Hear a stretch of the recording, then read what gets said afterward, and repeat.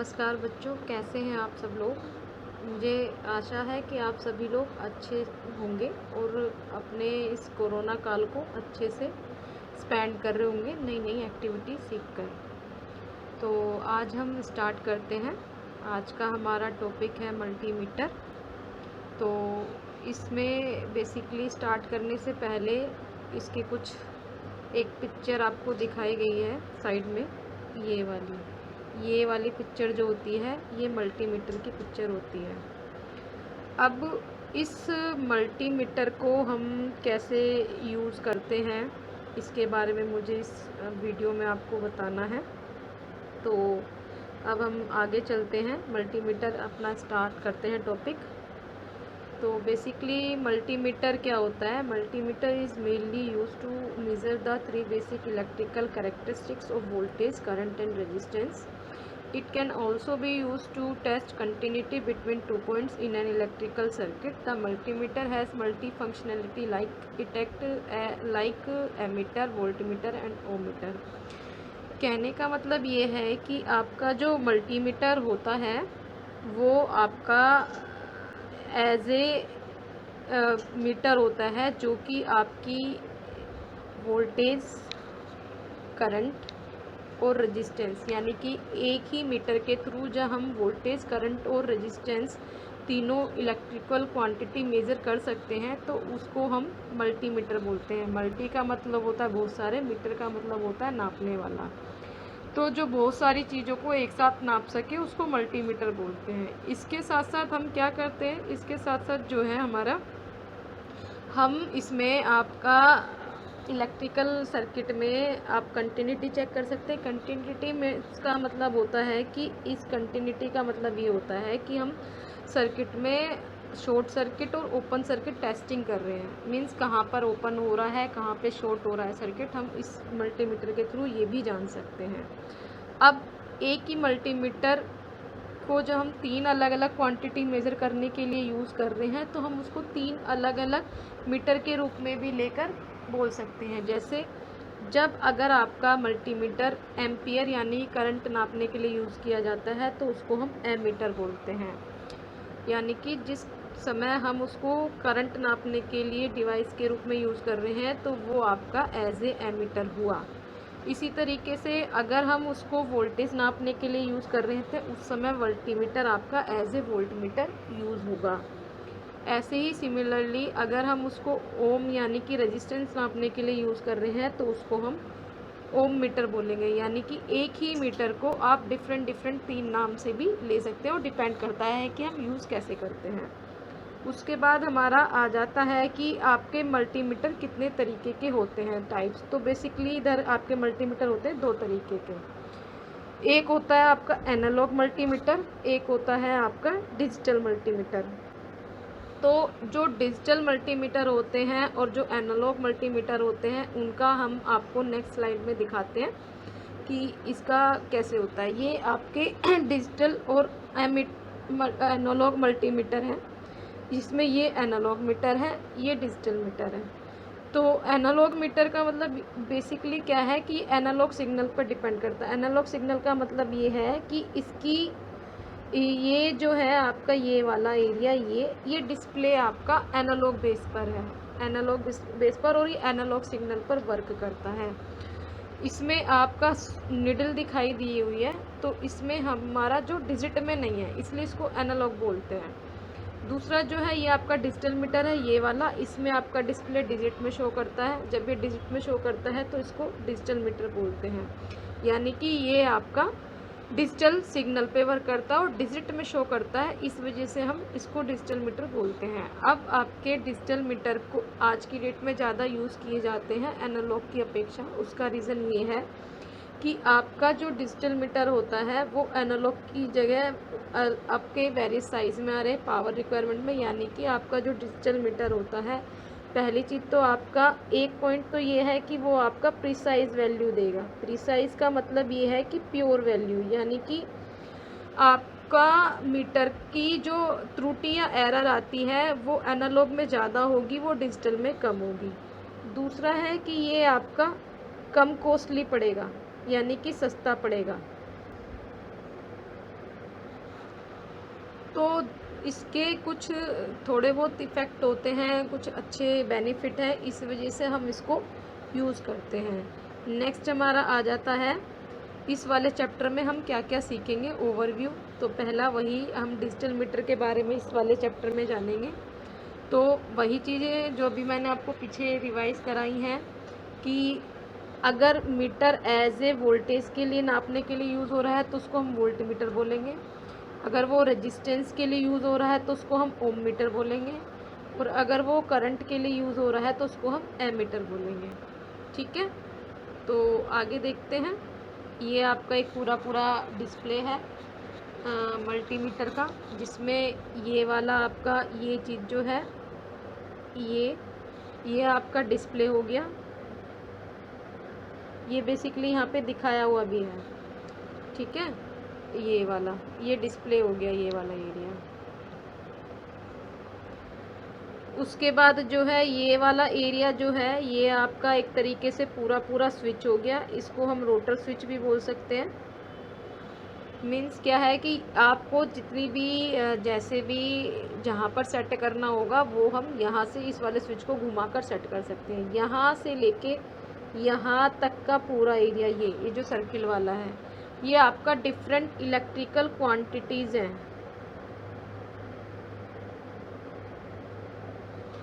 ठीक है, तो मीन्स क्या है कि यहाँ पे आप voltage, current, ampere, resistance micro में है, मिली में है, किलो में है, वो सारे आप इस वाले एरिया के थ्रू देख सकते हैं। उसके बाद अगर हम यहाँ देखें ये आपका टर्मिनल दिया हुआ है करंट के लिए, यानी कि जब हमें करंट मेज़र करना होगा तो लीड का एक सिरा हम यहाँ पर लगाएंगे।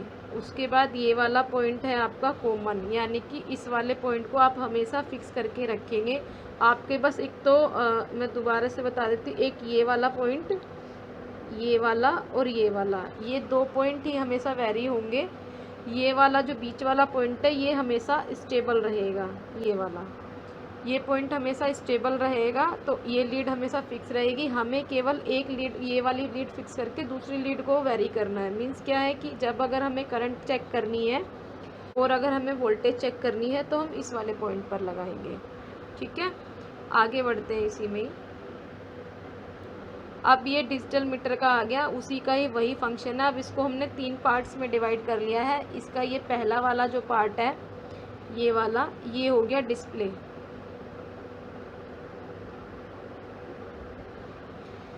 दूसरा वाला हो गया आपका स्विच, फंक्शन स्विच भी बोलते हैं इसको। मीन्स क्या है कि इसके थ्रू आप जो भी क्वांटिटी मेज़र करनी है उसको आपको कर देंगे। और ये तीसरी चीज़ हो गई हमारी लीड। तो आपको किसी भी उसमें 3 चीज़ें चेक करनी है। तो जब भी हम किसी मीटर से मेज़र करेंगे तो सबसे पहले हम उसकी डिस्प्ले चेक करेंगे। ऑफ से उसको पर्टिकुलर मतलब चेक करेंगे कि ऑफ पोजीशन पे है या नहीं, उसमें कुछ चीज़ें मतलब शो हो रही हैं या नहीं, डिस्प्ले कुछ पॉइंट आउट कर रहा है या नहीं। दूसरा हम उसका स्विच को सेट करेंगे। स्विच को हम यानी कि जो भी हमें क्वांटिटी मेज़र करनी है स्विच को वहाँ पर लेके चले जाएंगे। यानी कि अगर हमें वोल्टेज चेक करनी है तो वोल्टेज के स्केल पे, करंट चेक करनी है करंट के स्केल पे, और अगर हमें रेजिस्टेंस चेक करना है तो रेजिस्टेंस के स्केल पे। अब तीसरा जो ये जो पॉइंट आता है हमारा नीचे वाला, ये करंट वाला, ये जो है लीड वाला। तो अगर इस वाले पॉइंट का हम जब यूज़ करेंगे कि आप बस ये चीज़ चेक करेंगे कि ये वाली जो चीज़ है हमारी लीड वाली, ये तो हमें एक लीड तो हमें ये वाली तो कॉमन रखनी, दूसरी वाली हमें वोल्टेज चेक करनी, करंट करनी है, रेजिस्टेंस। अगर हमें करंट चेक करनी है तो इस पे लगाएंगे, अगर हमें वोल्टेज और ओम चेक करनी है तो हमें इस पे करना है। इस पे सिंबल भी बना हुआ है वोल्ट ओम, यानी कि आपको क्या चीज़ मेज़र करनी है। तो अगर हमें वोल्ट और ओम मेज़र करना है यानी कि वोल्टेज रेजिस्टेंस चेक करना, तो एक लीड यहाँ लगाएंगे, स्विच को घुमाएंगे और उसकी डिस्प्ले में उसकी चीज़ें चेक करेंगे कि कितनी उसकी क्वांटिटी आ रही है। अगर सपोज़ हमें ये चीज़ चेक करनी है करंट, केवल हमें करंट चेक करनी है ये वाली, तो हम करंट के हिसाब से, अगर हमें करंट चेक करनी है तो हम करंट के लिए ये वाला सिंबल ले लेंगे और इससे हम करंट लगाना चेक करना शुरू कर देंगे। तो लीड को फिर हम यहाँ से फिक्स करेंगे और जो स्विच है वो आपको करंट वाले स्केल पर सेट करेंगे। उसके बाद डिस्प्ले पे आपकी करंट की पोजीशन आ जाएगी कि कितने एम्पियर या कितने मिली एम्पियर करंट आ रही है, वो आपका डिस्प्ले पे शो हो जाएगा। उसके बाद यही चीज़ें आपके डिस्प्ले में पूरी तरीके से दिखाई गई है कि आपका जो है कौन सा स्केल क्या होता है। तो मैं लेफ़्ट साइड से स्टार्ट कर रही हूँ। ये वाला पहला वाला जो है ये, तो आप इसको देखो, इसमें एक पहली चीज़ तो वी बना हुआ है, दूसरी चीज़ इस तरीके से, और ये डॉटेड डॉटेड लाइन है। तो आपको मैंने दो चीज़ें पढ़ाई थी, एसी और डीसी। अगर इस तरीके से सिंबल आता है ये होता है एसी का, और अगर ये सिंबल है ये होता है डीसी का। तो इससे एक चीज़ क्लियर है कि ये वाली जो लाइन है, ये वाली, ये आपका पूरा स्केल वोल्टेज V4 वोल्टेज, और कौन सी वोल्टेज, डीसी वोल्टेज। फिर उसमें स्केलिंग लिखी हुई है कि ये वोल्टेज कहाँ से कहाँ तक की है। तो ये आपकी 200 मिली वोल्ट से 1000 वोल्ट तक है। मीन्स क्या है कि आप 200 मिली वोल्ट से लेके 1000 वोल्टेज तक की वोल्टेज इस वाले स्विच के पॉइंट को घुमाकर सेट करके आप इसको चेक कर सकते हैं। ठीक है, उसके बाद हम दूसरा आगे आ जाते हैं इस वाले स्केल पे, नीचे वाले पे। ये वाला आपका पूरा जो स्केल है वो है रेजिस्टेंस के लिए। मीन्स कि आपको जब भी रेजिस्टेंस चेक करना है तो आप इस स्विच की पोजीशन को इस यहाँ से यहाँ तक वेरी कर सकते हो, इस वाले एरिया तक, यहाँ से यहाँ तक आप इसको चेक कर सकते हैं रेजिस्टेंस को। अब इसका जो स्केलिंग है वो आपकी है 200 ओम से लेके 2000 किलो ओम तक। मीन्स क्या है कि हम 200 से 2000 किलो ओम तक की रेजिस्टेंस की वैल्यू इस वाले स्केल के थ्रू चेक कर सकते हैं। यानी कि अगर हम अपने सेलेक्टर को इस वाली रेंज में रखते हैं तो हम 200 ओम से लेके 2000 किलो ओम तक की वैल्यू को चेक कर सकते हैं। उसके बाद नेक्स्ट आपका ये आ जाता है, ये जो 3 सिंबल बने हुए हैं इनको ले लेते हैं एक साथ, जिसमें ये वाला जो सिंबल होता है वो आपका होता है कंटिन्यूटी टेस्टिंग। मीन्स क्या है कि सपोज़ करो कि आपने कॉमन लीड और जो वोल्ट ओम वाली लीड है वो दोनों लगा रखी है। उसके बाद आप दोनों लीड को आपस में टच कराते हो तो एक साउंड क्रिएट होता है, एक साउंड आपको सुनाई देता है। तो वो जो साउंड होता है वो साउंड ही आपका शो करता है कि ये आपका शॉर्ट सर्किट है या ओपन सर्किट है। अगर साउंड जनरेट हो रहा है तो सर्किट क्लोज है, यानी कि सर्किट में कोई डिफ़ॉल्ट नहीं है, शॉर्ट सर्किट हो चुका है। अगर आपको साउंड सुनाई नहीं देता, अगर हम टेस्टिंग करते हैं साउंड सुनाई नहीं देता, या इसके साथ साउंड सुनाई देने के साथ साथ डिस्प्ले पे डिजिट भी शो होंगी। अगर मान लिया सपोज़ हमारा बजर ख़राब हो रहा है, साउंड ख़राब हो रहा है, तो हम दूसरी तरीके से कैसे पहचानेंगे कि जो डिस्प्ले है उस पर डिजिट चलती हुई नज़र आएंगी। अगर डिस्प्ले पे केवल 1 ही शो हो रहा है, कोई डिजिट शो नहीं हो रही, तो इसका मतलब है आपका सर्किट ओपन है, यानी कि कहीं पे फॉल्ट है, करंट पूरे सर्किट में जा नहीं रही है। और अगर आपका डिजिट शो चलती हुई आ रही है, दैट मीन्स कि आपका सर्किट ठीक है और सर्किट क्लोज है, वर्किंग कंडीशन में है। उसके बाद हम इस वाली चीज़ को लेके चलते हैं, ये वाला। ये बेसिकली आपका wave shape, square wave shape के लिए यूज़ किया जाता है। यानी कि जब हमें वेव शेप की क्वांटिटी चेक करनी होती है या सिग्नल चेक करने होते हैं तब हम इसका यूज़ करते हैं, जो कि हम बिना ऑपरेटर्स के नहीं कर सकते। इसके लिए हमें ऑपरेटर्स की ज़रूरत पड़ेगी। ऐसे ही एक तरीके के आपके मेजरिंग के डिवाइसेस आते हैं, उनकी आपकी वेव शेप देखने के बाद उसकी कितनी वैल्यू आएगी वो आप इसमें शो कर सकते हैं। वो उसके लिए होता है, उसको माइक्रोस्कोप वगैरह भी यूज़ में कर सकते हैं, उसके लिए भी यूज़ होता है। CRO वगैरह बोलते हैं, कैथोड रेज ऑस्किलोस्कोप। तो जो ऑस्किलोस्कोप वो बहुत आगे की चीज़ें हैं, वो अगर आप कंटिन्यू साइंस पढ़ेंगे तो उसमें आपको समझ में आ जाएगा। उसके बाद ये हमारा नेक्स्ट वन है HFP। ये बेसिकली आपका जो है ये आपका है उसके लिए ट्रांजिस्टर की टेस्टिंग के लिए, जब हम ट्रांजिस्टर को चेक करते हैं तब हम इसका यूज़ करते हैं। उसके बाद हमारा नेक्स्ट स्केल आ जाता है ये वाला, जिस पे ये लिखा हुआ है 10 एम्पियर। और वो भी कौन सी है, क्योंकि इस तरीके का और इस तरीके का डॉटेड साइन बना हुआ है, तो ये यानी कि जब हमें 10 एम्पियर की DC करंट चेक करनी होती है तब हम इसका यूज़ करते हैं नॉर्मल। अब नेक्स्ट वाला हमारा स्केल आ जाता है ये वाला, ये भी आपका ए और आपका है डीसी एम्पियर और आपका है स्केल, इसका है 200, इसका स्केल है 200 मिली एम्पियर से 2000 माइक्रो एम्पियर। मीन्स क्या है कि अगर हमें 200 मिली एम्पियर से 2000 माइक्रो एम्पियर की करंट की टेस्टिंग करनी है तो हम अपने इस वाले स्विच को इस पोजीशन पर ले आएंगे। और अगर हमें ज़्यादा बड़ी क्वांटिटी की करंट चेक करनी है डीसी वो भी, तो हम इस वाली पोजीशन पर ले आएंगे जब हमें सिंपल बिना किसी माइक्रो यूनिट के सिंपल करंट चेक करनी होती है। जैसे कि मान लिया मिली से माइक्रो तक का स्केल ये वाला है, लेकिन जब अगर हमें सिंपल टेस्टिंग करनी है, सिंपल बिना किसी सब यूनिट के करनी है, तो ये स्केल है। उसके बाद नेक्स्ट आपका आ जाता है ये वाला स्केल। इसमें इस तरीके का सिंबल बना हुआ है, दैट मीन्स कि ये आपका एसी है। तो एसी कौन सी है? AC voltage. तो इसकी स्केलिंग है 200 से लेके 750, यानी कि जब हमें 200 से लेके 750 तक की वोल्टेज चेक करनी होती है तब हमारा ये स्विच की पोजीशन यहाँ होगी। ये आपका पूरा इस तरीके से एक पूरा फंक्शन स्विच मैंने बताया। आगे बढ़ते हैं।